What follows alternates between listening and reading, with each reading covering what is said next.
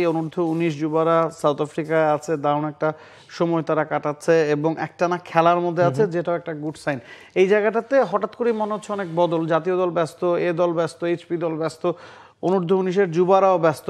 Overall একটা ভালো সময় যাচ্ছে ক্রিকেটের, এবং ক্রিকেটাররা খেলার মধ্যে থাকাটাই তাদের জন্য সবচেয়ে ভালো। সেখানকার কি অবস্থা আসলে, সেখান থেকে স্পটলাইট আসলে কারা কাটছেন? আমরা যদি শুরুতে ব্যাটিং এর কথায় আসি, তাহলে এর মানে যে ত্রিদেশীয় সিরিজটা এখন চলছে, জাওয়াদ আবরার খুব ভালো পারফর্মার। আপনি সবশেষ মানে ঢাকা প্রিমিয়ার ডিভিশন ক্রিকেট লিগে আপনি নিজে কমেন্ট্রি করেছেন, লিটনের সঙ্গে এই তরুণ ক্রিকেটার অভিষেক তিনি ব্যাটিং করেছেন ওপেনিংয়ে। তো যেহেতু তার একটা আত্মবিশ্বাস হয়ে গেছে, আর এই আন্ডার-19 ব্যাচের মধ্যে সবার আগে কিন্তু বিপিএল মানে বাংলাদেশ প্রিমিয়ার লিগটা খেলেছে এই জাওয়াদ আবরার, তারপর তার সঙ্গী ছিলেন আজিজুল হাকিম তামিম। আমরা দেখি যে তিনি যে খুব ভালো পারফরমেন্স করেছেন। আর আমার মনে হয় এক্ষেত্রে ইম্পর্টেন্ট হতে পারে তার ফ্যামিলি সাপোর্টটা খুব বেশি। মানে প্রত্যেকটা ম্যাচে, সেটা বিকেএসপিতে হোক সিলেটে হোক, তার ফ্যামিলি মেম্বাররা তাকে প্রত্যেক ম্যাচে নিয়ে গেছেন।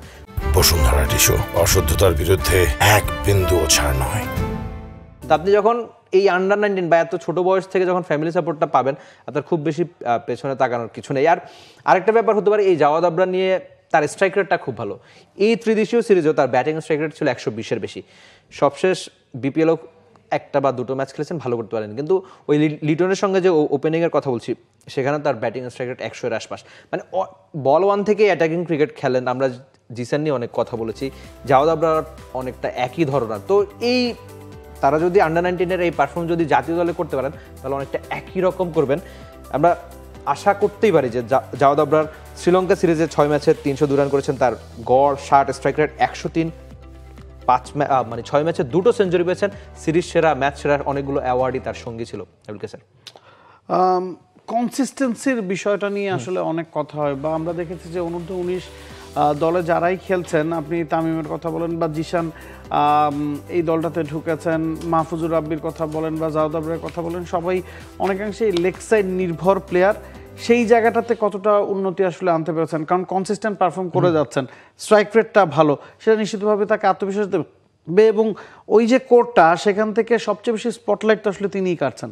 না, একদমই, মানে ব্যাটিংয়ে অন্তত তিনি আপনি বলতে পারেন যে আসার কথা। আরেকটা ব্যাপার আমার কাছে মানে ভালো লাগার দিক হচ্ছে, এই তরুণরা অন্তত ভয় পায় না। আগে হতো কি যে আমাদের ওপেনারদের কথা চিন্তা করেন, বা আপনি ওয়ার্ল্ড ক্রিকেটের সব ওপেনারদের কথা চিন্তা করলে তারা বল ছেড়ে ছেড়ে পুরাতন করতো, আর এখনকার ওপেনাররা বল মেরে মেরে পুরাতন করে। তো আপনি ব্যাটিংয়ে অন্তত আসার কথা যে জাওয়াদ আবরার মানে তিনি যে প্রশংসাটা পাচ্ছেন সেটা তিনি আদায় করে নিচ্ছেন, তার পারফরমেন্স সেই কথা বলে। এই ত্রিদেশীয় সিরিজে কিন্তু আরেকজন পেসার খুব ভালো বল করেছেন, আল ফাহাদ। যদিও তিনি সবশেষ ঢাকা প্রিমিয়ার ডিভিশন ক্রিকেট লিগে খুব একটা ভালো করতে পারেন, আমরা তার পরিসংখ্যানগুলো একটু দেখার চেষ্টা করি, তাহলেই বুঝবো যে ত্রিদেশীয় সিরিজে আল ফাহাদ কেমন করেছেন। 4 ম্যাচে তার নামের সঙ্গে 11টা উইকেট, তার ইকোনমি 3.52, স্ট্রাইক রেট 18, মানে প্রত্যেক 18 বল মানে প্রত্যেক 3টে ওভারে একটা করে উইকেট পেয়েছেন তিনি। তার সেরা 32 রানে 4 উইকেট, খুব ভালো পারফরমেন্স করেছেন। এমনকি এর আগে মানে এই ত্রিদেশীয় সিরিজের আগে শ্রীলঙ্কা সিরিজে শ্রীলঙ্কার মাটিতে আল ফাহাদও দারুণ বোলিংটা করেছেন, সেটাও আমরা একটু দেখার চেষ্টা করি। 5 ম্যাচে 12টা উইকেট তার নামের সঙ্গে, ইকোনমি 5.31, স্ট্রাইক রেট 15, মানে প্রত্যেক 15 বলে একটা করে উইকেট তার নামের সঙ্গে, সেরা 44 রানে 6 উইকেট। নিশ্চয়ই বাংলাদেশের পেস ইউনিট নিয়ে আমরা প্রায়শই যে প্রশংসা করি, লম্বা একটা লিস্ট হয়ে গেছে, অনেক ভালো পারফর্মার। আল ফাহাদ নিশ্চয়ই এই রেসে হয়তো আজকে না আসলেও অন্তত 6-7 মাস, 1 বছরের মধ্যে চলে আসবে।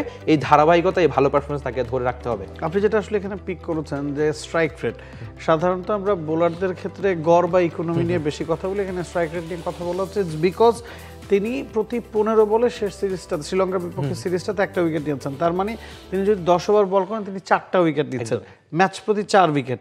এর আগে লাস্ট যে সিরিজটা তিনি খেলছেন বা এখন যেটা খেলছেন, সেখানে প্রতি 18 বলে 1টা করে উইকেট নিয়েছেন, মানে প্রতি 9 ওভারে তিনি 3টা করে উইকেট নিয়েছেন। মানে এটা আসলে আউটস্ট্যান্ডিং বললেও আসলে কম বলা হয়। আপনি একটা ম্যাচে এভারেজে 3-4টা করে উইকেট নিচ্ছেন, সেই ধারাবাহিকতা ধরে রাখছেন, দ্যাটস আনবিলিভেবল। এবং এই বয়সে এই কাজটা তিনি করছেন। ইকোনমিটা আসলে ভ্যারি করছে, বিভিন্ন কন্ডিশন অনুযায়ী আসলে ইকোনমি ভ্যারি করে। আপনি ত্রিদেশীয় সিরিজে তার ইকোনমি 3.52, শ্রীলঙ্কার বিপক্ষে তার ইকোনমি ছিল 5.3, দুটাই ভালো। এখন আপনি 3.5-এর সাথে 5.3 আসলে মেলাতে পারবেন না। It depends on the wicket, it depends on the condition. আর আরেকটা ব্যাপার হতে পারে, পেসারদের ক্ষেত্রে নতুন বলে যে কার্যকরী মানে ব্রেক থ্রু, শুরুতে আপনি যদি উইকেট এনে দেন, দুনিয়ার যে কোনো ফরম্যাট, যে কোনো ম্যাচে আপনি যদি শুরুতেই অপোনেন্টের উইকেট নেন, তাহলে আপনি অপোনেন্ট থেকে এগিয়ে থাকবেন। সেটা আপনি ওই টসের আগে ব্যাটিং বা পরে ব্যাটিং, যে কোনো ক্ষেত্রেই। তো আল ফাহাদ সেই কাজটা করতে পারছে। আর পেসারদের যে একটা লম্বা লিস্ট, তিনি জাতীয় দলে খেলতে তার হয়তো একটু বেশি অপেক্ষা করতে হবে, কিন্তু ওই ঘরোয়া ক্রিকেটে তাকে ভালো পারফরমেন্স করতে হবে, বিপিএল একটা জায়গা নিয়ে সেখানে নিজের পারফরমেন্স দেখাতে হবে। তো এই মানে আমরা বলি না যে মধুর একটা সমস্যা, বাংলাদেশ পেস বোলিং ইউনিট নিয়ে আধুনিক মানে এখনকার এই সময় যে মধুর সমস্যা চলছে সেটা আল ফাহাদ মনে হচ্ছে আরেকটু বাড়িয়ে দিলেন। For more updates, subscribe to our YouTube channel and click on the bell icon. Follow us on Facebook and Instagram. Download T-Sports app to enjoy exciting games and highlights. Visit tsports.com.